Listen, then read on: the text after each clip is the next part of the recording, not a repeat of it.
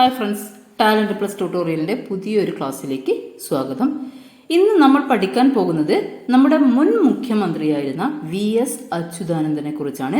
2025 ഈ ലോകത്തോട് വിട പറഞ്ഞു പോയ പ്രിയപ്പെട്ട സാനു മാഷിനെ പോലെ തന്നെ അല്ലെങ്കിൽ അതിനേക്കാൾ ഏറെ പ്രാധാന്യമുള്ള വ്യക്തിയാണ് നമ്മുടെ മുൻ മുഖ്യമന്ത്രിയായിരുന്ന VS അച്യുതാനന്ദൻ.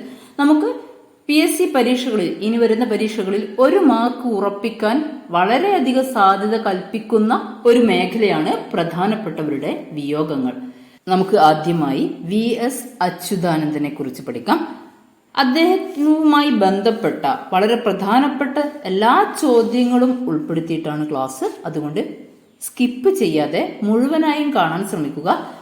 മാക്സിമം ഒരു 8 മിനിറ്റ്, അതിൽ കൂടുതലൊന്നും നിങ്ങളെ ബോറടിപ്പിക്കില്ല. ഓക്കെ, എല്ലാവരും സെറ്റല്ലേ? നമുക്ക് തുടങ്ങാം. ആദ്യത്തെ ചോദ്യം, VSന്റെ പൂർണ്ണ നാമം എന്താണ്?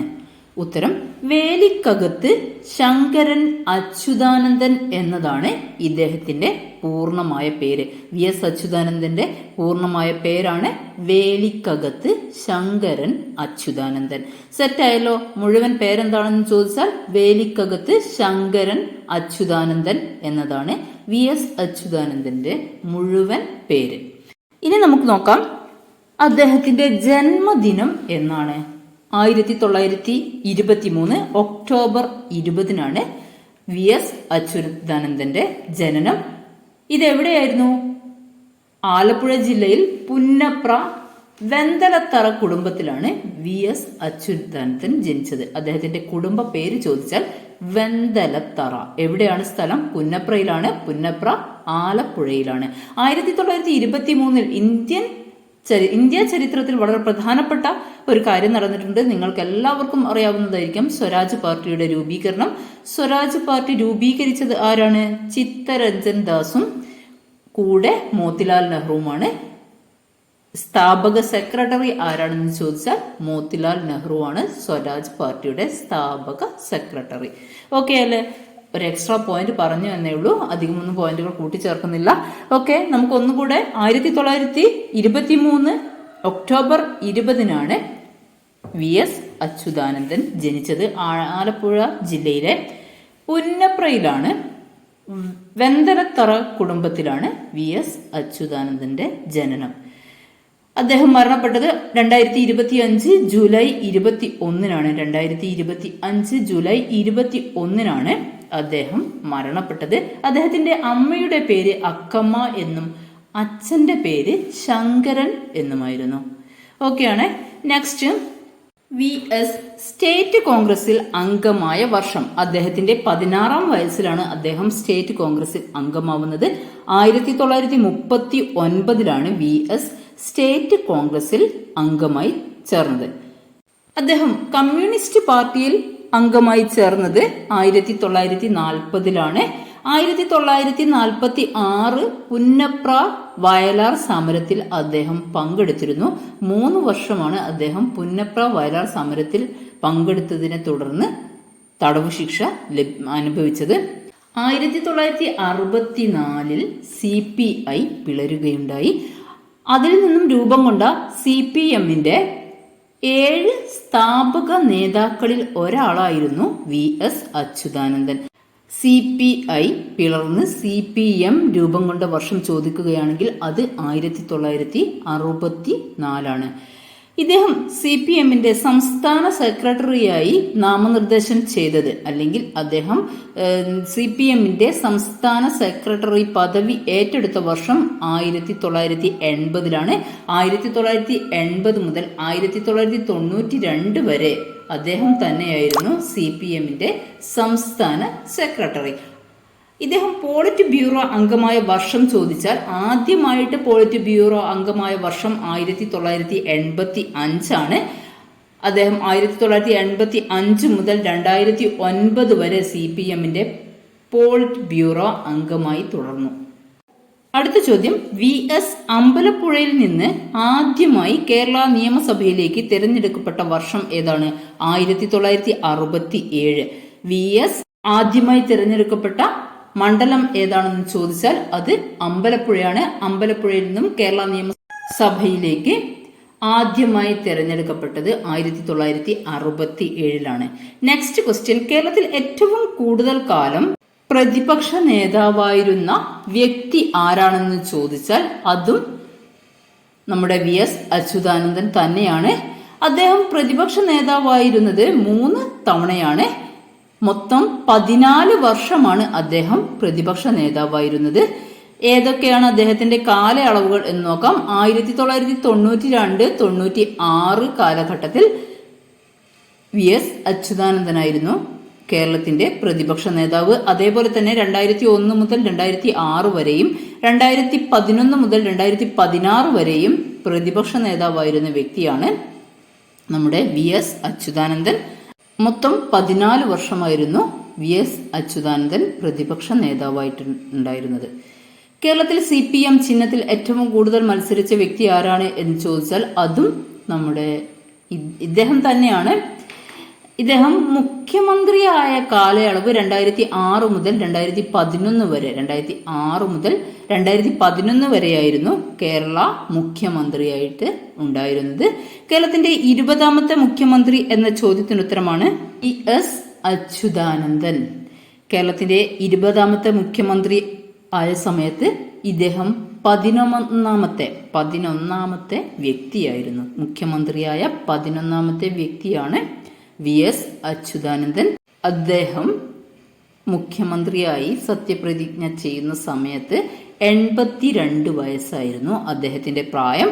കേരളത്തിൽ ഏറ്റവും പ്രായം കൂടിയ, അതായത് ഏറ്റവും കൂടുതൽ പ്രായത്തിൽ അധികാരത്തിലെത്തിയ നേതാവാണ് നമ്മുടെ VS അച്യുതാനന്ദൻ. മുഖ്യമന്ത്രി പദത്തിലെത്തിയ ഏറ്റവും കൂടിയ പ്രായത്തിൽ മുഖ്യമന്ത്രി പദത്തിലെത്തിയ വ്യക്തിയാണ് VS അച്യുതാനന്ദൻ. ഇദ്ദേഹം സാധാരണ മുഖ്യമന്ത്രിമാർ രാജ്ഭവനിൽ വെച്ചിട്ടാണ് സത്യപ്രതിജ്ഞ ചൊല്ലാറ്. ഇദ്ദേഹം പുറത്തു വെച്ചിട്ടായിരുന്നു. ഇതൊരു ചരിത്രമായിരുന്നു. അധികാരമേറ്റത് രാജ്ഭവനിൽ വെച്ചിട്ടായിരുന്നില്ല, പുറത്തു വെച്ചിട്ടായിരുന്നു. മുഖ്യമന്ത്രിയാകുന്നതിന് മുമ്പ് അദ്ദേഹം അതുവരെ ഒരു മന്ത്രി പദവിയും അലങ്കരിച്ചിട്ടില്ല.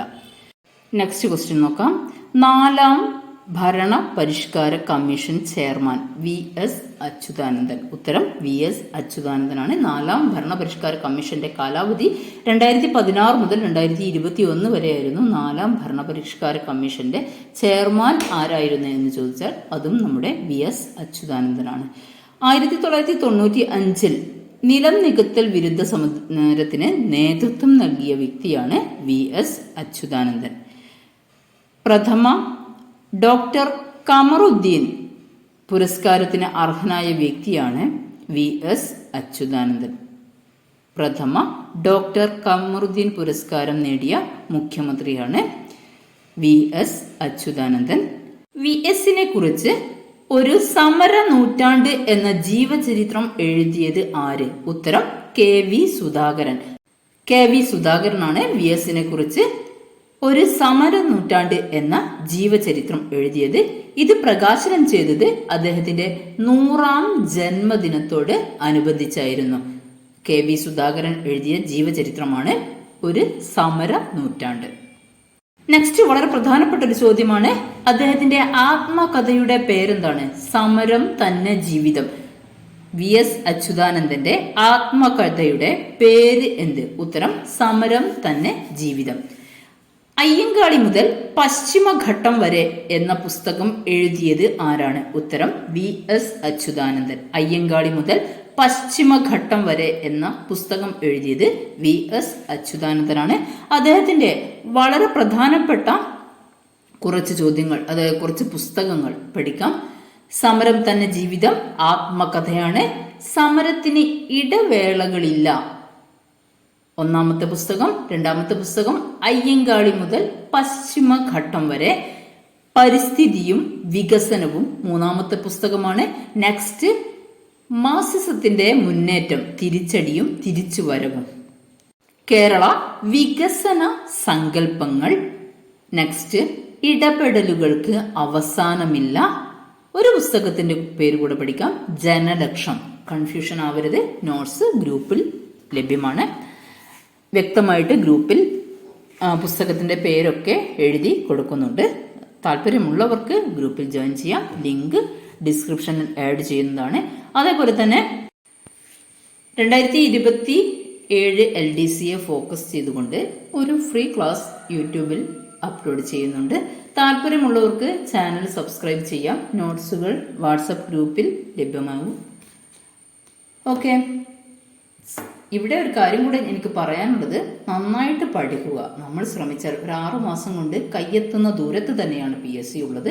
പ്രത്യേകിച്ച് സിലബസ് അനുസരിച്ച് വളരെ ആഴത്തിൽ പഠിച്ചെടുക്കുകയാണെങ്കിൽ എല്ലാവർക്കും റാങ്ക് ലിസ്റ്റിൽ മുന്നിലെത്താവുന്നതാണ്. നന്നായിട്ട് ശ്രമിക്കണം. ഇപ്പോൾ ഭൂരിപക്ഷം പേരും PSC കോച്ചിങ്ങിന് പോകുന്നുണ്ട്, അല്ലെങ്കിൽ ഓൺലൈൻ കോച്ചിങ് എടുക്കുന്നുണ്ട്. അതൊക്കെ നല്ലതാണ്. കാരണം അവർ എക്സാം ഓറിയന്റഡ് ആയിട്ടുള്ള ക്ലാസ്സുകളും നോട്ട്സുകളും നിങ്ങൾക്ക് ആ കോച്ചിങ്ങിൽ ലഭിക്കും. പക്ഷെ നമുക്ക് ലഭിച്ചിട്ട് കാര്യമില്ല. നമ്മൾ തന്നെ മനസ്സ് വെക്കണം, നമുക്ക് ഇത്തവണത്തെ ഗവൺമെന്റ് ജോബ്, അതായത് 2025-ൽ 2026-ൽ അങ്ങനെ ഒരു ഫോക്കസ് ചെയ്തുകൊണ്ട് നമ്മൾ പഠിക്കണം. ഓക്കെ, ബക്കോ LDC വരുന്നുണ്ട്, BFA വരുന്നുണ്ട്, LGS വരുന്നുണ്ട്, പിന്നെ നമ്മുടെ പ്രധാനപ്പെട്ട LDCയും വരുന്നുണ്ട്. സോ നന്നായിട്ട് പഠിക്കുക. നന്നായിട്ട് പഠിച്ചാൽ നേടിയെടുക്കാവുന്നതേ ഉള്ളൂ ഒരു ഗവൺമെന്റ് ജോബ്. സോ എല്ലാ പ്രാർത്ഥനയും ഉണ്ടാവും. എല്ലാവരും നന്നായിട്ട് പഠിക്കുക. കൂടാതെ ഈ ചാനൽ സബ്സ്ക്രൈബ് ചെയ്യാതെ കാണുന്നവരുണ്ടെങ്കിൽ സബ്സ്ക്രൈബ് ചെയ്യുക, ലൈക്ക് ചെയ്യുക, കൂട്ടുകാരിലേക്ക് ഷെയർ ചെയ്യുക. നെക്സ്റ്റ് നമ്മൾ ചെയ്യുന്നത് സാനു മാഷിനെ കുറിച്ചാണ്. ഓക്കെ ആണല്ലോ, എല്ലാവരും സെറ്റാണല്ലോ. വീണ്ടും കാണാം. അതുവരേക്കും ബൈ, സീ യു സൂൺ.